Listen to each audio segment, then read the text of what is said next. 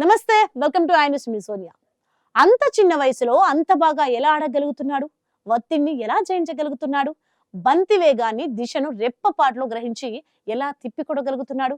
ఆ లేత మణికట్టు ఇంతటి విధ్వంసం చేయడం ఎలా సాధ్యమవుతుంది?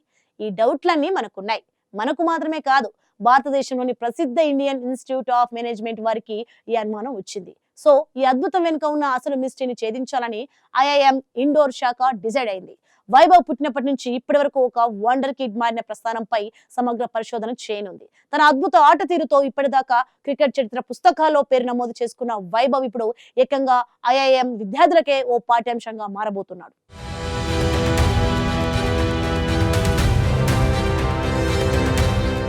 Cricket wonder kid Vaibhav Suryavanshi ఇప్పుడు దేశంలోని అత్యున్నత మేనేజ్మెంట్ సంస్థ అయిన ఐఐఎం పాఠ్య పుస్తకాల్లోకి ఎక్కబోతున్నాడు.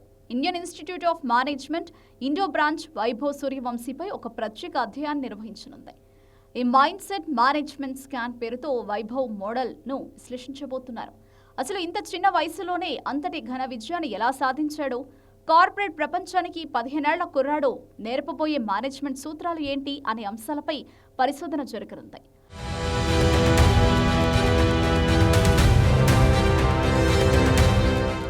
ఐపీఎల్ చరిత్రలోనే సరికొత్త రికార్డుల దుమారం రేపిన రాజస్థాన్ రాయల్స్ యువ స్టార్ వైభవ్ సూర్యవంశీ సృష్టించిన ప్రభంజనం అంతా ఇంత కాదు.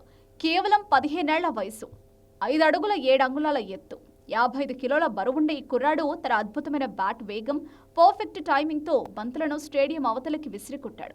ఒకే సీజన్లో ఏకంగా 72 సిక్సర్లు బాదిన వైభవ్ విజయ సూత్రాన్ని ఛేదించేందుకు ఇప్పుడు ఐఐఎం ఇండోర్ రంగంలోకి దిగింది.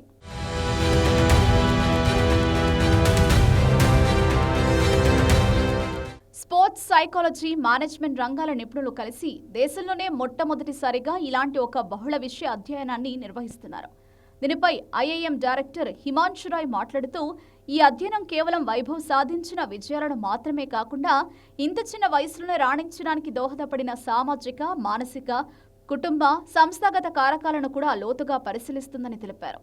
అసాధారణమైన ప్రతిభకు తోడు కఠోర శ్రమ, కుటుంబ త్యాగం, మార్గదర్శకాల సహకారం ఎలా కలిసి వచ్చాయో ఈ వైభవ్ మోడల్ ద్వారా విశ్లేషిస్తారు.